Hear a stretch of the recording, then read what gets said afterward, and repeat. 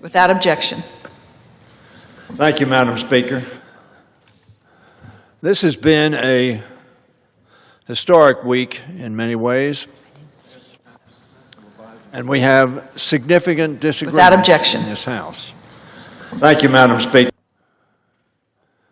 I rose a few days ago to say that to all the House members on both sides of the aisle that we ought to move on behalf of the American people legislation and policies on which we agree, and not allow them to be lost or unaddressed because of the fact that we have other matters on which we disagree. That's a successful strategy for families, for human beings, for business, and for life. To not allow the things on which we disagree be an impediment to moving us forward on things we can agree on. So I rise this morning because we're going to have two items about which I'm greatly concerned on the floor today. Actually, one of them will be on the floor and one will not. I'm concerned about the one that will be, and I'm concerned about the one that will not. And I want to speak briefly about them. We will be considering a bill on the floor today that will fund the Department of Homeland Security. There is within that bill two items on which the parties disagree. There are also within that bill literally a score, 2 score, perhaps 3 score, on which we agree. Those items will affect whether or not we pay people who are working for the federal government and for the American people. And a number of them are very important items. One is the TSA, the Transportation Security Agency, which we all see at airports.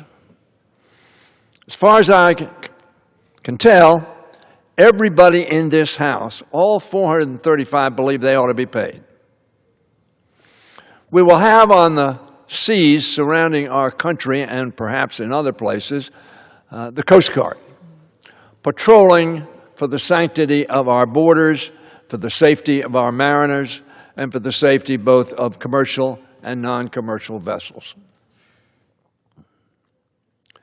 There is also an agency within the Department of Homeland Security called the Federal Emergency Management Agency, which responds to jurisdictions and to people when disasters occur causing great damage to communities and to people.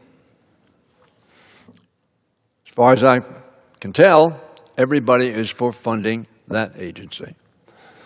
The Secret Service, particularly at a time of war, but at all times, has a very difficult job. They are called essential employees. And so they are working now, but they're not being paid. As far as I can tell, everybody in the House believes they ought to be paid. Now, we have a disagreement over the way that the ICE, otherwise known as the Immigration Service, is handling its work, its duties.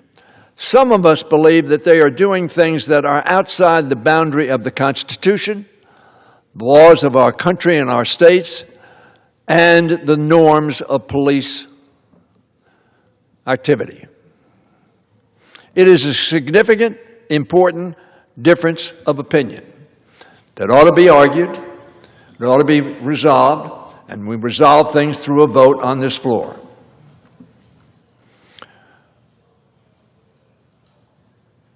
The Border Patrol is also involved not at the border, but in the interior of our country.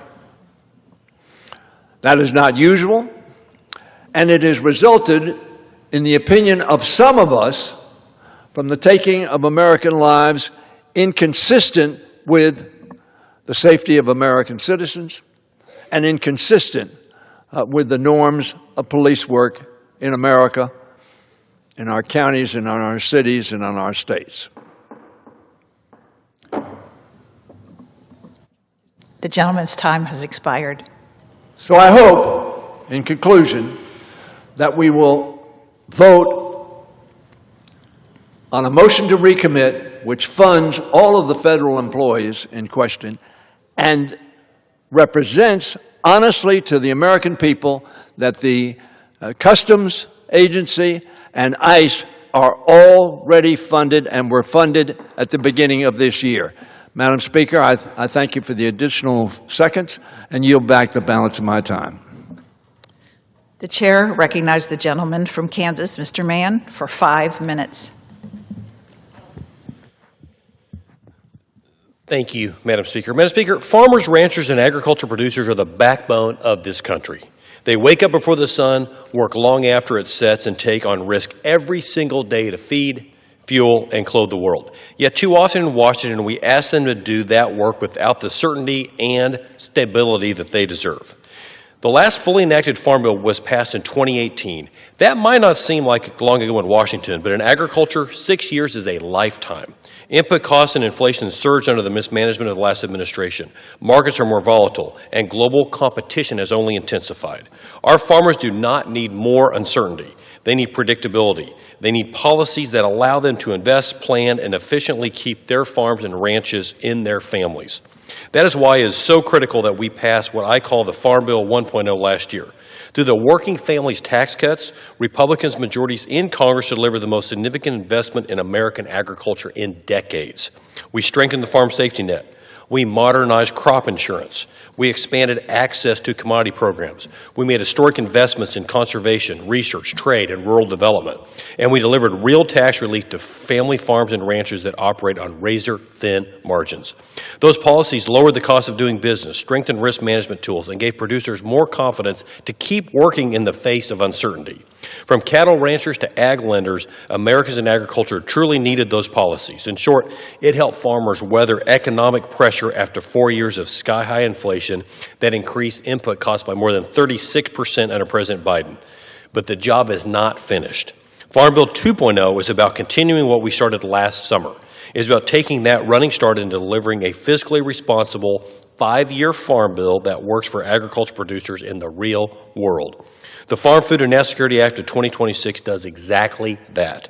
This week, my colleagues on the House Agriculture Committee and I marked up the Farm, Food, and National Security Act of 2026, passing this legislation out of committee in a bipartisan fashion just a few hours ago. This bill, which I consider Farm Bill 2.0, reflects the agriculture of today, not that of 2018. It strengthens commodity programs and disaster assistance so our nation's producers are not left waiting on Congress every time drought, flood, wildfire, or disease strikes. Farm Bill 2.0 ensures dairy, livestock, and specialty crop producers have policies that match their risk. It protects crop insurance as the cornerstone of the farm safety net. It supports conservation programs that are locally led, voluntary, and practical. The Farm, Food, and National Security Act expands access to credit and modernizes loan limits so producers can keep up with the capital-intensive nature of agriculture today. It strengthens rural development, broadband, water infrastructure, and rural hospitals because agriculture does not exist in isolation. Strong farms require strong rural communities. And importantly, the bill is built on a bedrock of fiscally conservative policy. A farm bill should provide certainty without growing government for the sake of growing government. It should prioritize the men and women who've dedicated their lives to American agriculture instead of prioritizing paperwork. It should set up farmers for success without getting in their way, and it should respect the taxpayer while recognizing that a secure food supply is key to national security. I'm proud to say that our Farm Bill 2.0 lives up to those conservative standards. This is not about politics. It's about doing our job. Farmers and ranchers plan in seasons and decades, not in continuing resolutions and short-term extensions. Every delay makes it harder for them to make decisions about planting, equipment purchases, and land leases. Passing a 5-year bill gives producers what they need most: certainty. Certainty to invest, certainty to innovate, certainty to keep feeding a hungry world. Farm Bill 1.0 laid that foundation. Farm Bill 2.0 will continue that work. As part of my Farm Bill Impact Series, I've spoken on this floor 34 times advocating for Congress to pass a farm bill, and this legislation is exactly what I've spent so long advocating for.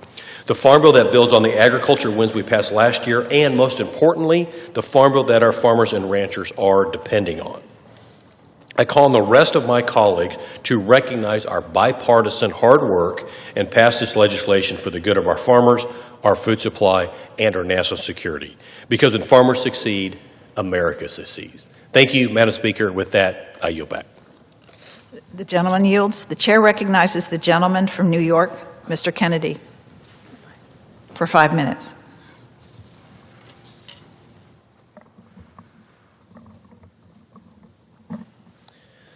Thank you, Mr. Speaker. I rise today to honor the life and legacy of a truly remarkable Buffalonian, John J. Heinger, who passed away at the age of 72 on January 1st, 2026. John's presence was woven into the fabric of Buffalo, and with his passing, our city has lost a pillar in our community. To know John was to know something essential about Buffalo itself: loyalty, humor, generosity, and an unwavering devotion to the people and places that shaped him. John was born and raised in Buffalo's Old First Ward, a neighborhood defined by its character and Irish pride.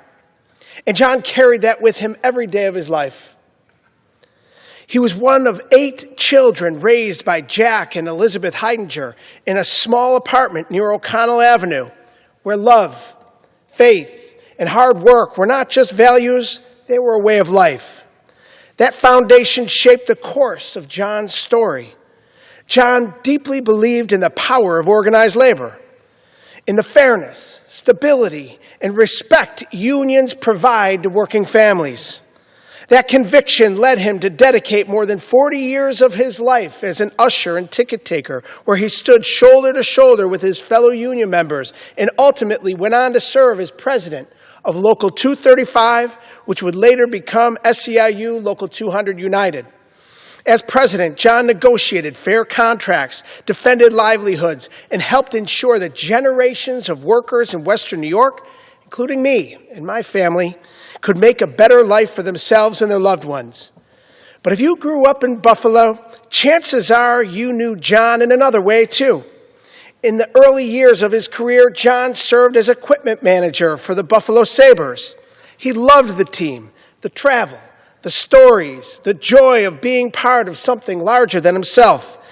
John would even invite players, especially those far from home with nowhere to go, to his house for Thanksgiving dinner. That was John, making room at the table, always looking out for others, and always treating everyone like family. In so many ways, John was present for Buffalo's most cherished memories: Sabres games, Bills games, Bison's games, Shea's performances, Klein Hands concerts, and the racetrack, the Odd, the Rock Pile, Pilot Field, the Ralph, and the arena. John was the familiar face at the door, the one who knew your name, the one who greeted you with a smile and made you feel welcome. But above all else, John's favorite role was being a devoted father to Michael, Suzanne, and Sarah, and a cherished papa to his grandson, Ethan. He was also a beloved friend and partner to Martha. May we honor John's memory by living with the same generosity, loyalty, and pride in where we come from that he showed throughout his life. To John's extensive family, friends, and loved ones, we hold you in our hearts. On behalf of a grateful city and on behalf of a grateful nation, may John J. Heinger rest in peace. I yield back. The gentleman yields. The chair recognizes the gentleman from Georgia, Mr. McCormick, for 5 minutes.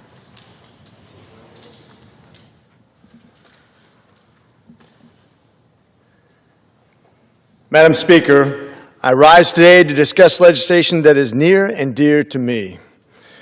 It updates outdated federal definitions and ensures fairness for students attending universities that serve some of the most historically underserved communities across the country. Importantly, this benefits many people with no cost. My last tour as a Marine was serving as the Marine Officer Instructor at Morehouse, Spelman, Clark Atlanta, and Morris Brown as an adjunct professor. I then had the distinguished honor of attending and serving as student body president at Morehouse School of Medicine. That experience shaped not only my medical career, but also my understanding of leadership, service, and the responsibility we have to expand opportunity to the next generation. Morehouse School of Medicine was founded to give opportunities to the underserved minority population and give them access to careers in healthcare and top-quality medical education.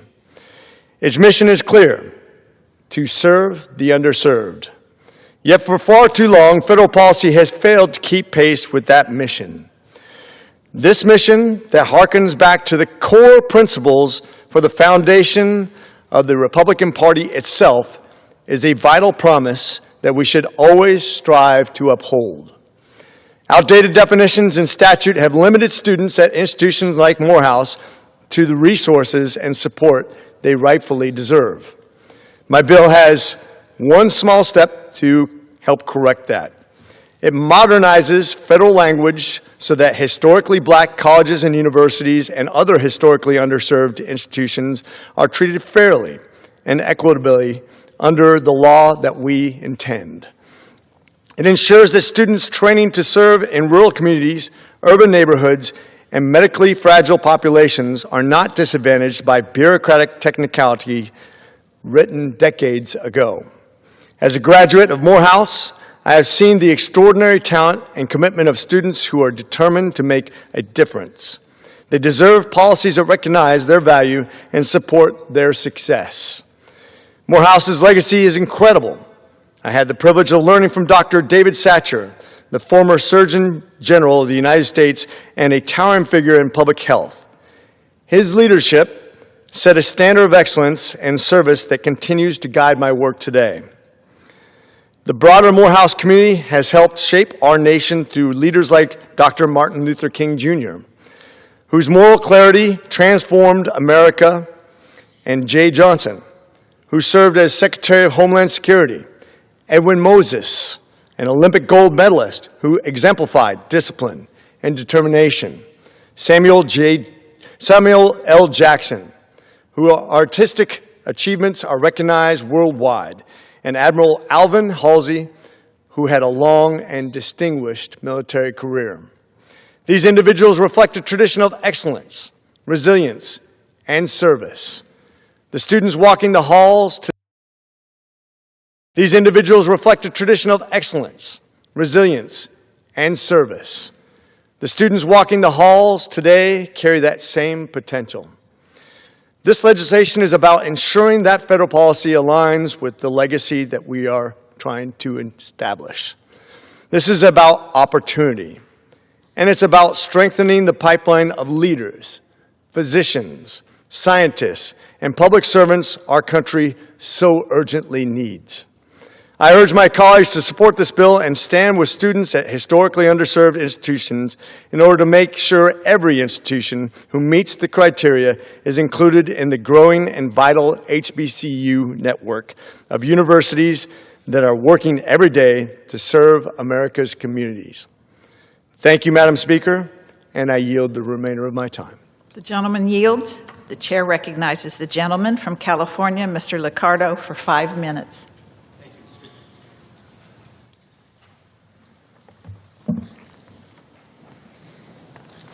Wow, that was a whole bunch of kids.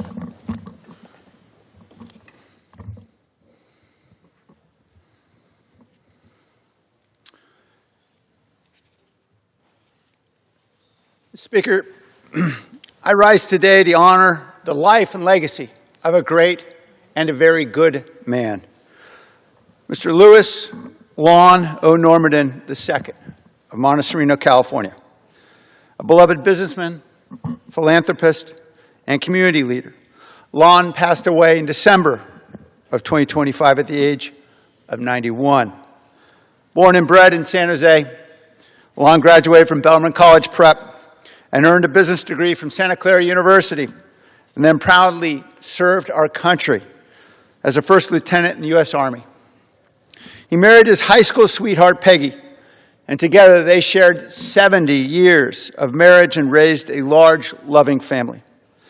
Following his military service, Lon Norman carried on his family's storied business legacy, serving as president and chairman of the Normanton Car Dealership, a family business bearing the Normanton name since its founding in 1875 as a horse carriage manufacturer.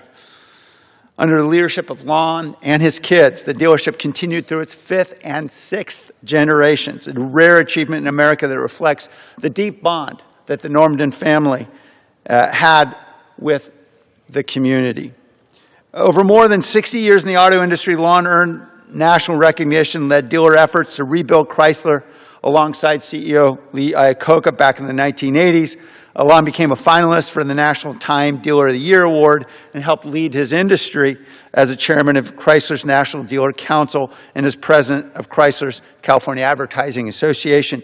And he was a renowned business leader in the area. He also co-founded a bank, Heritage Bank in Silicon Valley, and he was sought after for his business advice. But Lon was far better known and far more beloved for what he meant to our community and how he lived out his faith.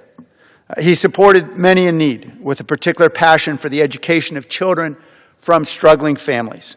As a generous benefactor, he served on the boards of the Catholic Community Foundation, Santa Clara University, Bellarmine College Prep, Presentation High School, and Notre Dame High School. He led major fundraising efforts to build and expand build and expand Catholic elementary schools in the area, helped establish St. Francis Cabrini in San Jose, Holy Spirit School, and Sacred Heart Nativity School. Lon served the community and his faith as a longtime member of the Knights of Malta, and he was a familiar face at every 6 a.m. daily Mass. His generosity extended well beyond the church. For many years, he volunteered weekly at Martha's Kitchen in San Jose, serving meals to neighbors in need. And I would see him in there with an incredibly big smile and lots of friends joining in. He often brought his children and grandchildren along to embrace the value of service.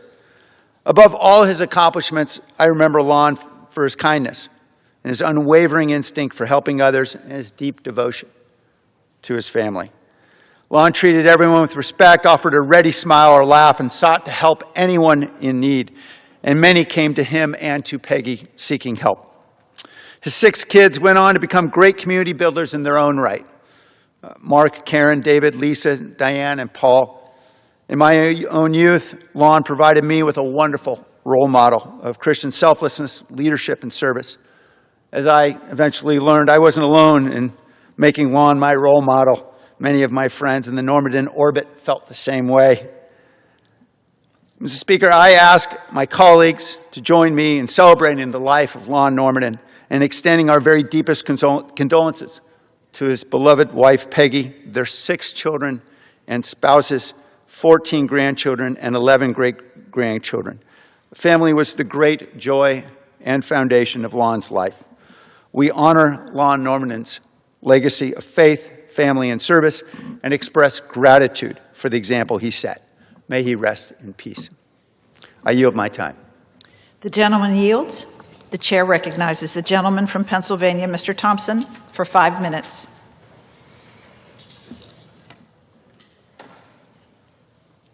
Thank you, Madam Speaker. I rise today to recognize American Red Cross Month, which has been celebrated every March since 1943.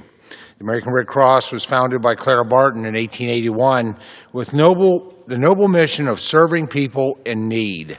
The American Red Cross is one of the largest organizations in the country with approximately 230 chapters in the United States and close to 300,000 volunteers. American Red Cross Month was first recognized during World War II with President Franklin D. Roosevelt urged individuals to assist with the nation's growing humanitarian needs. What initially started out as a humanitarian call to action has grown into a larger mission.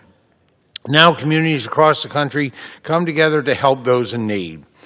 The bond between the American Red Cross and the United States government is defined by more than a century of service. Since the organization's formal chartering in the early 1900s, the American Red Cross has had a hand in providing aid to our military personnel and their families. The organization was pivotal in assisting service members and families during World War I and World War II. During both wars, the American Red Cross recruited thousands of registered nurses and prepared millions of aid packages for the United States military and our allies. Today, the American Red Cross still provides support for military members and their families. However, their reach has extended to also serve communities that have been impacted by natural disasters. This organization assists in recovery efforts by providing emergency assistance, food, shelter, and emotional support to those in need. Many people know the American Red Cross because of their commitment to blood donations. On average, they collect nearly 4.5 million blood donations and provide almost 40% of our nation's blood. In addition to humanitarian aid relief and blood donations, the American Red Cross has been training and educating people for over a century. The organization provides training in first aid, CPR, water safety, lifeguarding, and other emergency response areas. Today, communities across the United States are safer because of the large number of people who have become American Red Cross certified. With training, these people can identify an emergency and step in to provide care. I thank all the American Red Cross volunteers who work tirelessly to serve others and care for those in need. Madam Speaker, I rise today to recognize Jersey Shore, Pennsylvania, which marks its bicentennial celebration on March 15th. Jersey Shore was founded in 1826, although the borough's rich history dates to the 1700s, when families settled in the area after the Revolutionary War. Many families chose this location because of the availability of farmland. Before the borough's adoption of the name Jersey Shore, the settlement was first called Waynesburg, named after a famous Revolutionary War general, Anthony Wayne, who served under General George Washington. However, Jersey Shore quickly became the namesake due to the high number of settlers from New Jersey and the borough's proximity to the Susquehanna River.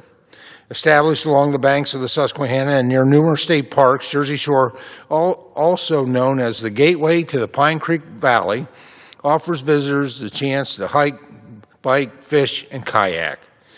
Jersey Shore is a true reflection of Main Street charm and American values.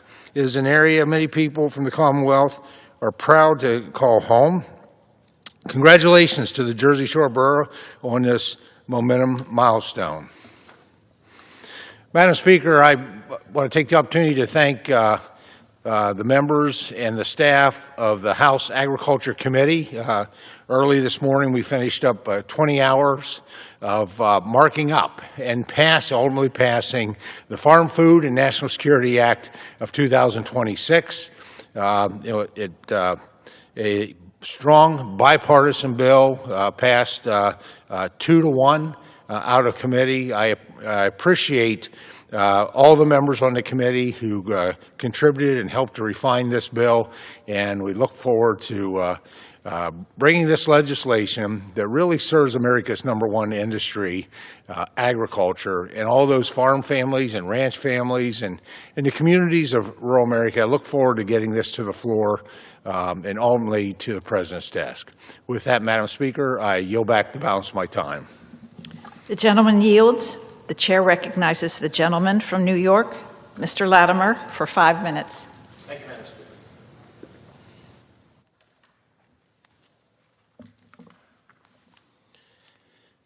Madam Speaker, let me salute the outstanding work of the Greenberg Nature Center, its professional staff, and its volunteer leadership for providing an environmental oasis for all to enjoy in the middle of a bustling suburb. The Nature Center is a 33-acre preserve just steps away from busy Central Avenue that offers hiking trails, demonstration gardens, a live animal museum with barnyard animals and other wildlife, and provides educational programs, youth camps for kids, and an annual environmental set of events that welcome the whole community. The professional team is led by Executive Director Alex Dunn, and she has spent decades in environmental work, nonprofits in California before returning home to Westchester.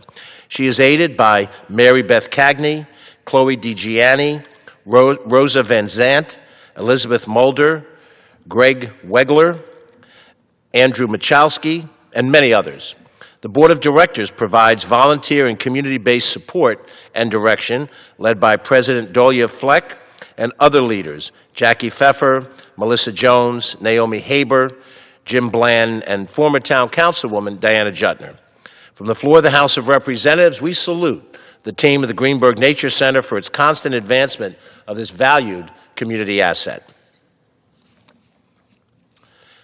Madam Speaker, the month of March, with St. Patrick's Day to be celebrated on March 17th, is a time to honor those of us of Irish American heritage. Across the nation, much less in Westchester and in the Bronx, there will be parades and festive dinners to salute the Irish experience and the accomplishments here in America. One such event is the 14th annual Sound Shore St. Patrick's Day Parade, scheduled for Sunday, March 22nd in Mamaroneck. This loops together the Irish in communities from Larchmont to Rye and Portchester to New Rochelle. Tonight, there is the annual Hearts and Shamrock Dinner, which was, for many, the annual scholarship fundraising effort for deserving students. And at the dinner, the parade's 2025 Grand Marshal, Matt McCauley, will turn over his sash to the parade's 2026 Grand Marshal, Joe Carvin. Joe is a resident of Portchester, a former resident of Rye Brook. He's an accomplished business executive, and he finds time yet to work with high school students in voluntary action, and he has served as village trustee in Portchester and as Rye Town supervisor. I regret being unable to join them tonight, but we salute Matt and Joe, parade leaders Joe Morrow and Michael Murphy as they celebrate together. From the floor of the House of Representatives, this grandson of Enniskillen in County Fermanagh sends our very best. Madam Speaker, I want to salute the newly installed Archbishop for the Archdiocese of New York, His Excellency the Most Reverend Ronald Hicks. Archbishop Hicks has assumed the spiritual leadership for the 2.8 million member Catholic community that includes Westchester and the Bronx, succeeding the much-loved Timothy Cardinal Dolan, who served for 16 years. Archbishop Hicks was most recently in charge of the Diocese of Joliet, Illinois, and is well known by Pope Leo, also an Illinois native, who made this key assignment. The New York Archdiocese has 300 parishes and also runs 153 schools with an aggregate enrollment of 49,000 students, runs a seminary, cemeteries, and links with various Catholic charitable organizations. A native of Illinois, Archbishop Hicks was ordained to the priesthood in 1994, served in local parishes as a seminary dean and an important assignment in Latin America before becoming a bishop. From the floor of the House of Representatives, we welcome Archbishop Ronald Hicks to New York, and we wish him great success in his pastoral services and in his church leadership. Thank you, Madam Speaker, and I yield my time. The gentleman yields. The chair recognizes the gentlewoman from New York, Ms. Maliotakis, for 5 minutes.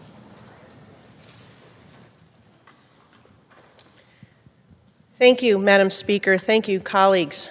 This past Monday, I joined President Trump at the White House as he posthumously awarded United States Army Staff Sergeant Michael Ollis of Staten Island, New York, the Medal of Honor, the nation's highest military honor that can be bestowed. I rise to share with all of you the bravery exhibited by my district's hometown hero. On August 28, 2013, Staff Sergeant Ollis gave his life weeks before his 25th birthday, and he gave his life to save an Allied soldier during a Taliban raid on Forward Operating Base Ghazni in Afghanistan, after a truck carrying 3,000 pounds of explosives slammed into the base and terrorists advanced. Without wearing any armor, Staff Sergeant Ollis fired back, then chose selflessness and placed himself between a suicide bomber and a fellow Allied soldier. He did not pause. He did not stop to calculate. He acted, knowing that the cost would be his life. But he chose to save the life of a NATO ally, Polish Second Lieutenant Karol Serpika. Michael's courage, selflessness, and sacrifice represent the very best of our nation, earning him the Purple Heart, Bronze Star, Silver Star, and Distinguished Service Cross, as well as the Grand Cross of the Order of Merit of Poland, the highest Polish decoration for a foreigner. On Staten Island, we are so proud of Michael. We have a ferry named after him. The Veterans of Foreign Wars Post 9587 is also named for Michael. The Michael Ollis Freedom Foundation supports veterans and students in his memory, continuing his legacy of service to others. But the Medal of Honor, a statement of national memory, tells the entire world and future generations the courage, the patriotism, the sacrifice, and the service exhibited by Michael Ollis, all values that the United States hold sacred. His final act requires no embellishment or argument. It stands on its own, resolute and selfless, and is worthy of the highest military recognition our country can bestow. We are grateful to President Donald Trump for recognizing Staff Sergeant Ollis's extraordinary heroism, and today I add this tribute to the official congressional record. We congratulate his family, especially his parents, Bob and Linda, who accepted the honor, and the entire Staten Island community who worked tirelessly to ensure that the ultimate sacrifice made by our hometown hero, Michael Ollis, received the recognition it deserves. He may no longer be with us physically, but he lives on in our hearts and in our minds. His valor and devotion to our nation and his fellow soldiers will never be forgotten by our proud community and by our grateful nation. I yield back. The chair recognizes the gentleman from California, Mr. Costa, for 5 minutes. Thank you, Mr. Speaker. I ask unanimous consent to advise and revise my remarks. Without objection. Okay.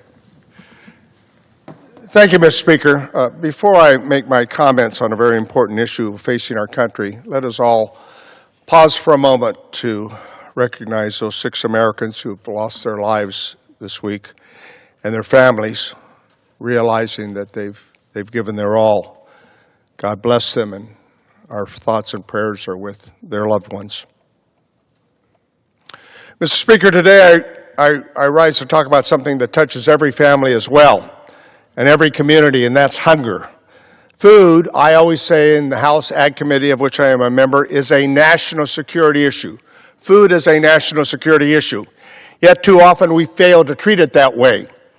When families cannot access healthy, affordable food, our communities are weaker, our economy is weaker, and our nation is weaker. If we are forced to import essential foods rather than growing them here in America, that leaves our nation more vulnerable to increasing and an unstable world that we live in today. In our San Joaquin Valley, of which I represent, one of the most productive agricultural regions in the country, farmers rise early in the morning to put food on America's dinner table. I know. I'm a third-generation farmer and proud of it. California produces over 400 commodities, including nearly half the nation's fruits and vegetables. More than 60% of over 80% of the citrus in the nation is produced in California, and 75% of the world's almonds and pistachios. Think about that, 75% in California. Yet even communities that grow so much of our food, like in my district, nearly 30% of the households rely on food assistance. It's an interesting dichotomy. Incredible food production that puts on every American's dinner table every night with the help of farm workers. Yet a majority of those households, 30% of them in my district, require food assistance. It's sad. They depend upon food support for their food. Nationwide, 48 million people face food insecurity in our country, including 14 million children in the richest nation in the world. This is unacceptable. At the same time, we know that grocery costs are up by as much as $400 a month for so many of our families throughout the country. Egg prices rose 53% over the year from January 2024 to January 2025. In 2025, a gallon of whole milk averaged $4. Ground beef prices have risen 15% recently, and are up 63% since 2020. And Americans who purchase their groceries every week know that the affordability of their food continues to get more challenging and more difficult. Last year, the United States Department of Agriculture canceled $1 billion in funding that schools and local food banks used to purchase food directly from local farmers. It was a great program, had a lot of merit. Why they canceled it, I do not know. Congress also enacted cuts totaling $186 billion in food assistance that resulted in more than 3 million people losing their food support entirely. Disgraceful. Soon after, the United States Department of Agriculture terminated the annual government report on hunger, the very report that told us that 48 million Americans face food insecurity. What's that about? Without reliable data, we are left without a clear picture on who is struggling the most in our communities throughout our country. This week, the House marked up the Farm Bill, an important effort that we are supposed to do every 4 years. We're now into 5.5 years. And we tried to strengthen the nutrition programs through amendments in legislation, but the Republicans defeated our efforts, sadly. We must stabilize farm income. We must allow producers to fall behind, whether we invest in local food systems or just let them disappear. Food is a national security. And the Farm Bill affects grocery prices, crop insurance, school lunches, rural economies. So this year we must pass a bipartisan Farm Bill, and I am doing everything I can, working with my colleagues across the aisle in the Senate. Because, Mr. Speaker, food is a national security issue. That's the bottom line. In the Central Valley that I represent, the San Joaquin Valley, families are spending over $1,000 a month on groceries. The affordability question is real. Farmers are navigating misguided tariffs policy and volatile markets, disease outbreaks. In the richest country in the world, we should not accept this system. Hard-working farmers shrinking margins while families struggle to afford their groceries. Let's support our farmers. Let's feed our families. Let's feed our children. I yield back the balance of my time. Thank you. The chair recognizes the gentleman from Michigan, Mr. Bergman, for 5 minutes.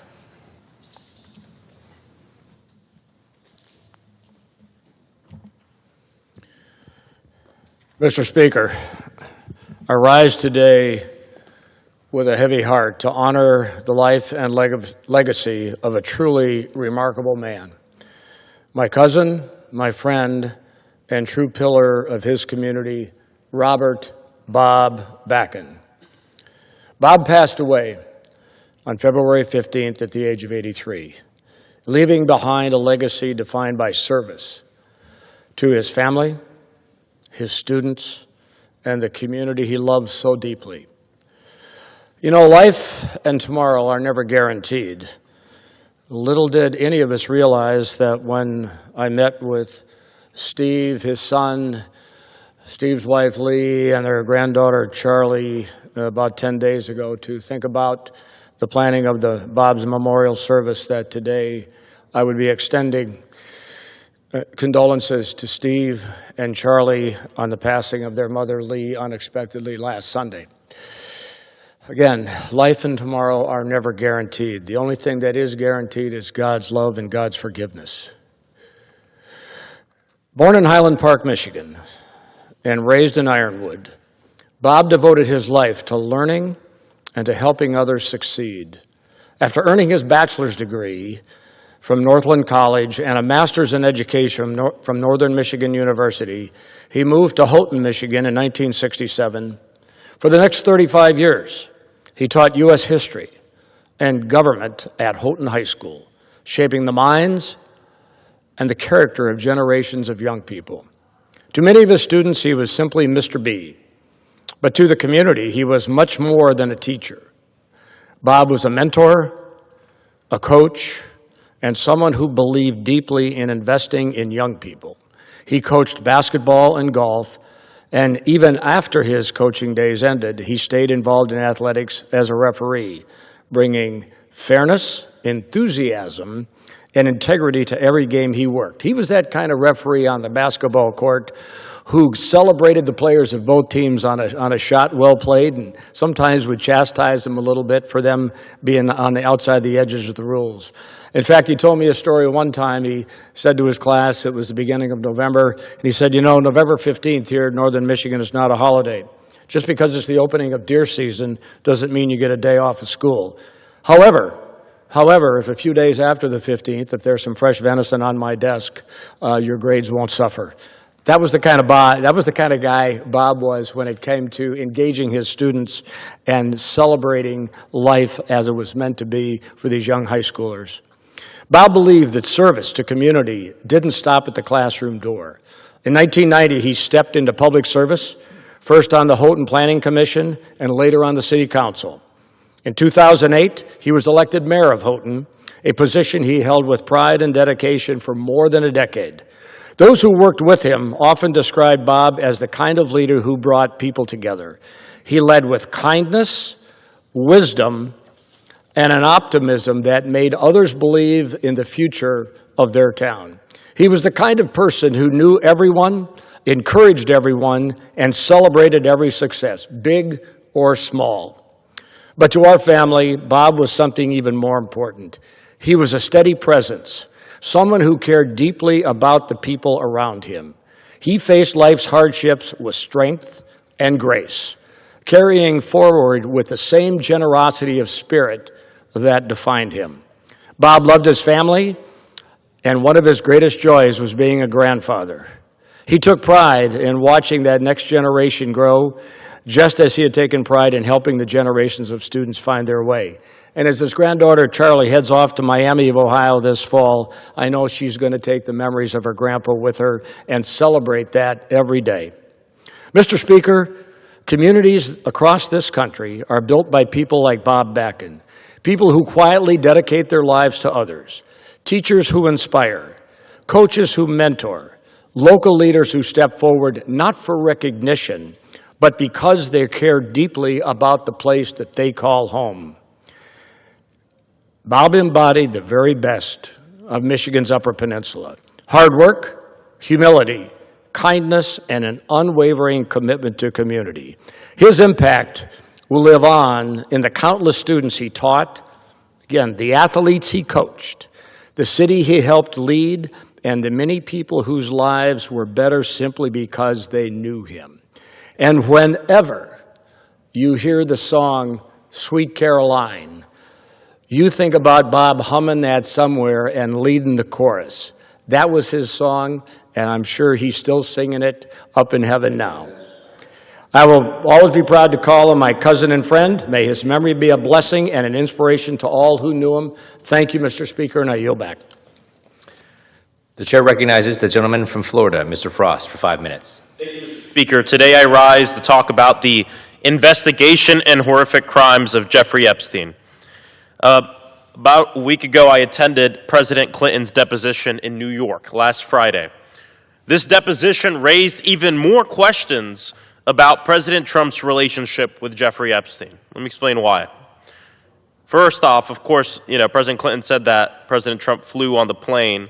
But not just that, President Clinton also recounted a conversation he had with President Trump about Jeffrey Epstein on a golf course in New York in the early 2000s. He said that President Trump had told him that the reason him and Jeffrey Epstein had fallen out had to do with a real estate land dispute. This directly contradicts information that President Trump has stated in the past. He has claimed that their falling out was over spa workers at Mar-a-Lago. We also know that his own Commerce Secretary, Secretary Howard Lutnick, is in the files as well. Despite this, the president contends that he doesn't know anything about Jeffrey Epstein's crime, and the questions are, if you don't know anything about the crimes, how do you know that Howard Lutnick is innocent, as the president has stated multiple times? I also have unanswered questions about President Trump's Mar-a-Lago club. President Trump himself said that Jeffrey Epstein stole many of the women who worked at the spa in Mar-a-Lago. I made a motion in the Oversight Committee to subpoena documents related to Jeffrey Epstein and Mar-a-Lago. No Republican on the Oversight Committee supported my motion. Republicans on the Oversight Committee wanted to spend our time talking to Secretary Hillary Clinton, and if we're calling spouses before the Oversight Committee, why haven't we talked to Melania Trump yet about what she knows? There are still many questions that need to be answered, and I'm proud that yesterday the Oversight Committee issued a subpoena to Pam Bondi. We will hold her accountable for what is obviously a cover-up and her withholding many of the Epstein files. Mr. Speaker, I rise today to chat about what I've been doing at the Department of Justice. Many members have been going to the Department of Justice to view the Epstein files unredacted. Many of the files I've looked at were still redacted, even ones without victims' names in it. And some of the files I went to look for are no longer accessible and actually have been removed from the website. We know these files existed, but they've been scrubbed by the DOJ. Americans are tired of the corruption. They're tired of a tiered justice system where, depending on how big your bank account is and how connected you are, will have a direct outcome or will directly impact the outcome of your case. They want transparency. And so I took online to Reddit and different websites to ask folks what I should look at and what they wanted transparency on as far as the Epstein files were concerned. Here, I wanted today to come to the floor to share some of the files that people online have asked me to look into. The first one was this file that talked about a torture video. This right here is an email. The email belongs to Sultan Ahmed bin Sulayem, and that is who this was sent to. The next one has to do with an email that says, "Did you know somewhere in the hills outside Zorro, 2 foreign girls were buried on orders of Jeffrey and Madam G. Both died by strangulation during rough fetish sex." This is from a fake email right here, dfd42299@protonmail.com. And then at the bottom, down here, they're arranging for a Bitcoin to be sent to a wallet address. I'm actually going to read that address out loud. 3CR9T PVEREGEG 4ZG HPEDZMC 94 HZUUSCBHN. One of the other files people asked for some transparency on had to do with the Federal Bureau of Investigation CHS reporting document. This is still redacted. Even when I went into the DOJ and clicked the button to unredact it, it was still redacted. I was told they received it this way. The next one has to do with a diary of drawings and collages. Something that could definitely give us some more information that could be useful. This is also still redacted. There are many pages from the diary all redacted. Of course, we need to keep the victims' names from being made public, but Congress has a right to investigate this important information. One of the files that folks asked me to look into is about Donald Trump. Jeffrey Epstein forwarded an email to Ghislaine Maxwell. This email was from Jack Goldberger. Okay. The chair recognizes the gentleman from Indiana, Mr. Yakum, for 5 minutes.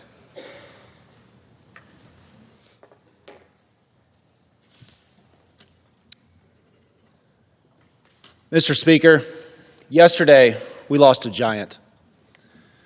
Growing up in South Bend, Coach Holtz was more than a football coach. He was a living legend. When I was young, my family took me to a Notre Dame hockey game, and we were walking up late, so there was nobody else around. And appearing out from the shadows, you could see the silhouette of Coach Holtz. My father asked if he had a moment to say hello and sign autographs for us. You know, Coach could have just blown us off, but he didn't do that. He walked straight up to me, got down on one knee, stuck out his hand and said, "Hi, I'm Coach Holtz. What's your name?" That moment for me became a lifelong lesson. It taught me that no matter who you are or where you go in life, you're never too important to say hello to someone that wants your time. That's exactly who Coach Holtz was. A national champion, a Hall of Fame coach, sure. But even more importantly, he was an extraordinary person. He's someone who brought out the best of people. He got more out of people than they ever believed possible.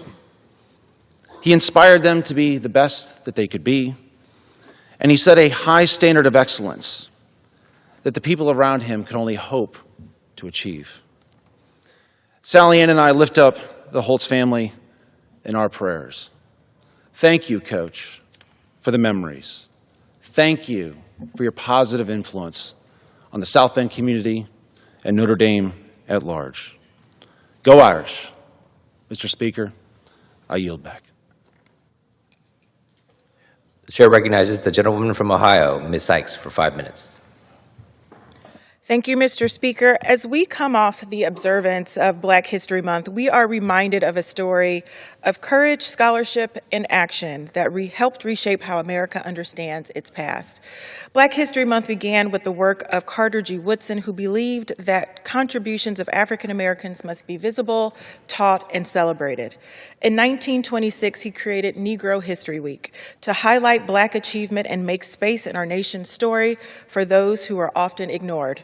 But it was Kent State University, my alma mater, in 1969 and 1970 that students decided that 1 week was not enough.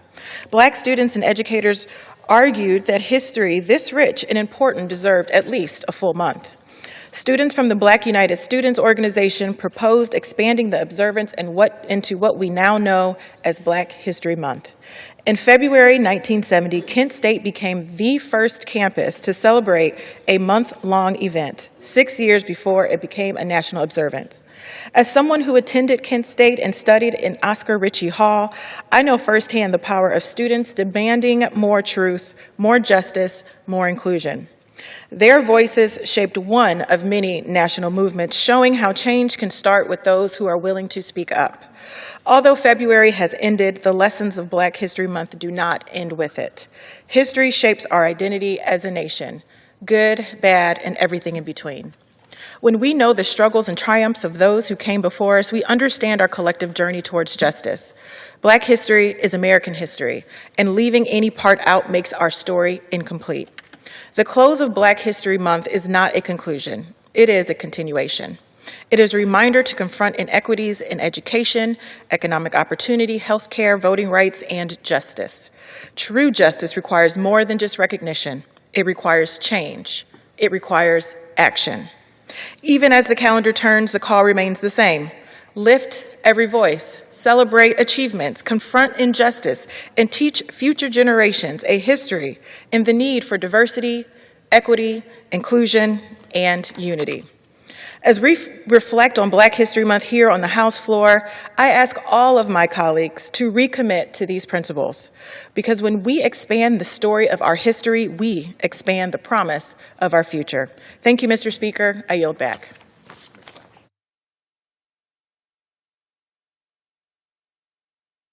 The chair recognizes the gentleman from North Carolina, Mr. Davis, for 5 minutes.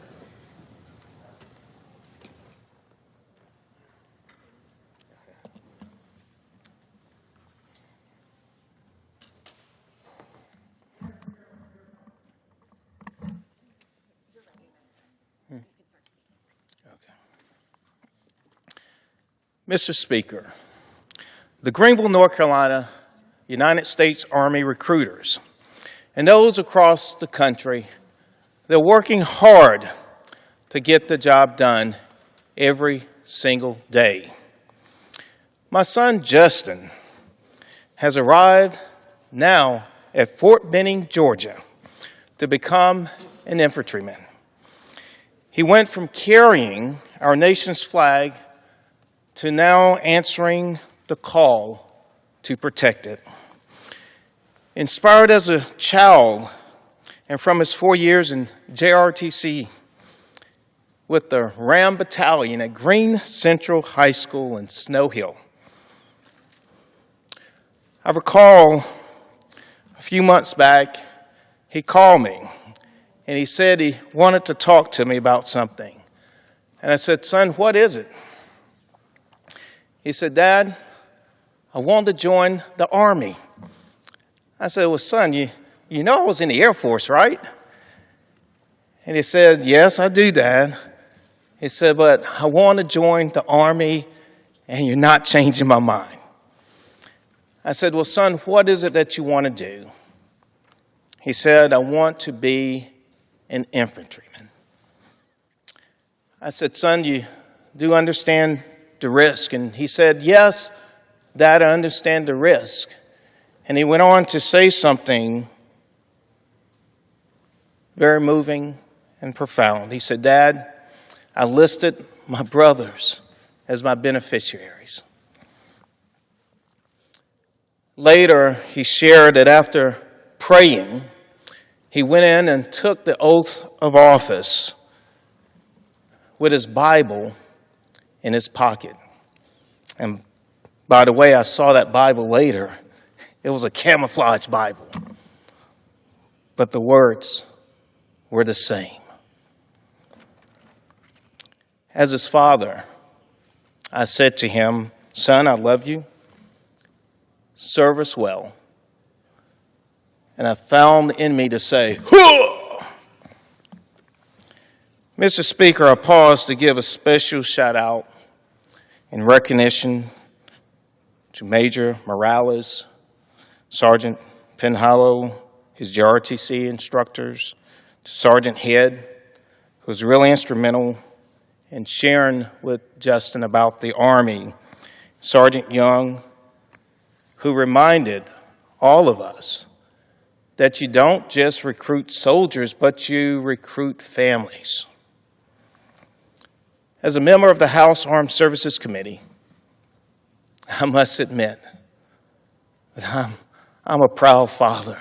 I'm a proud father. Decisions that I make serving on the House Armed Services Committee have become just so personal. But I want everyone to also understand, I can't be willing to ask any parent across this country to send their son or daughter without giving mine. The last words that Justin shared with me before he was leaving, he said, Dad, I'm going to make you proud. To my colleagues, oh God, he has more than made me proud. To all the recruits who are shipping out to serve our country, and especially right now during these challenging times. I was taking them to MAPS in Raleigh. This was over the weekend. But during these challenging times, I want to thank every single recruit with all of my heart. Thank you for your bravery. Thank you for your courage. Thank you for your willingness to serve our country. Thank you for your love for America. And to every recruit, I share the same words that I shared with my son. Be strong and be of good courage and be all that you can be. I yield back. The chair recognizes the gentleman from Texas, Mr. Fallon, for 5 minutes.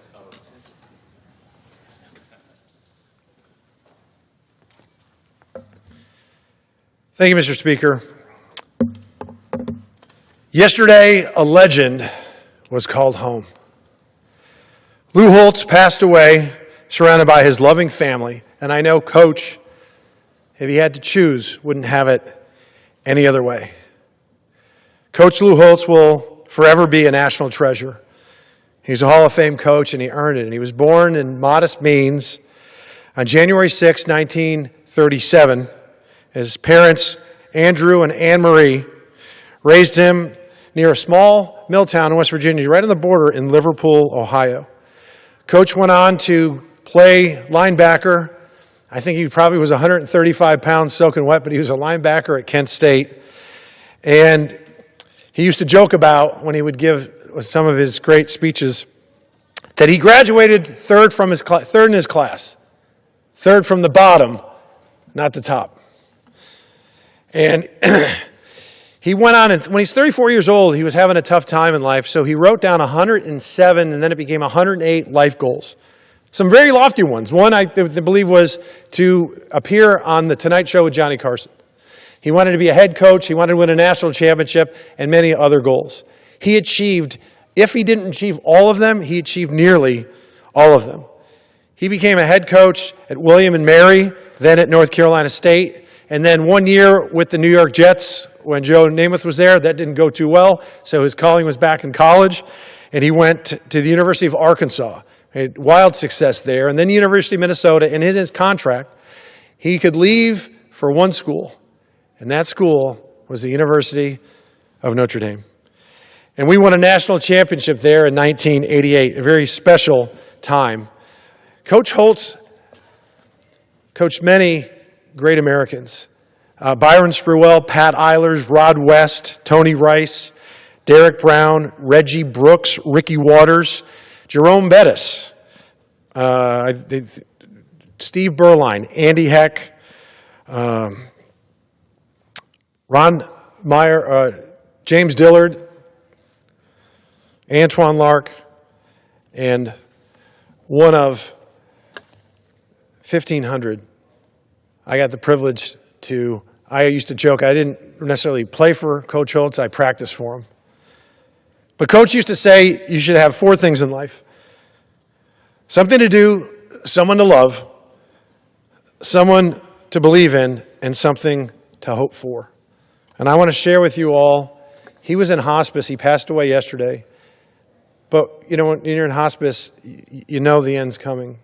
And this is what I shared with Coach Holtz. I sent him a text last month. I'm going to read it to you. Coach, I'm sitting in my office in the U.S. Capitol, and I know one thing for certain. I wouldn't be here right now had I not crossed your path. In short, you're a legend, and I love you. I had the honor of introducing you about a half dozen times over the last decade or so. And if you read Coach Holtz's bio, it's going to tell you that he has 2 sons. But that is wildly inaccurate. He has 1,502 sons. That's how Coach's players see him, as a coach, a mentor, a friend, and very much a second father. Coach, you demanded the best from all of us and taught us to dig deep and reach our full potential. You taught us not to exist, but to live, not to wallow, but to thrive, not to just dream, but to act. You taught us to take hold of our own futures and fates. So many of us did just that. I oftentimes share with people that you came out and did a fundraiser for me in 2018 when I was running for the Texas Senate. And I share that not to name drop or to impress people, but to share the person that you are. You refused payment. You flew from Florida to Texas to help a reserve player that you had coached 30 years prior. That's who you are. Generous beyond measure and a great American patriot of our republic. You are to be admired and emulated. Coach, you inspired us to be the men the good Lord made us to be. I was reading the other day that at some point, for most of us, there will come a day when our name will be spoken for the last time. For most of us. Not for you. Your name will live on for eternity. Because you're a legend. And you know what, Coach? Damn it, you earned it. Coach Lou Holtz, God bless you. And Coach,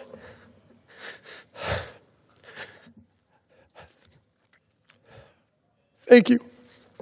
I yield. Pursuant to Clause 12A of Rule 1, the Chair declares the House in recess until noon today.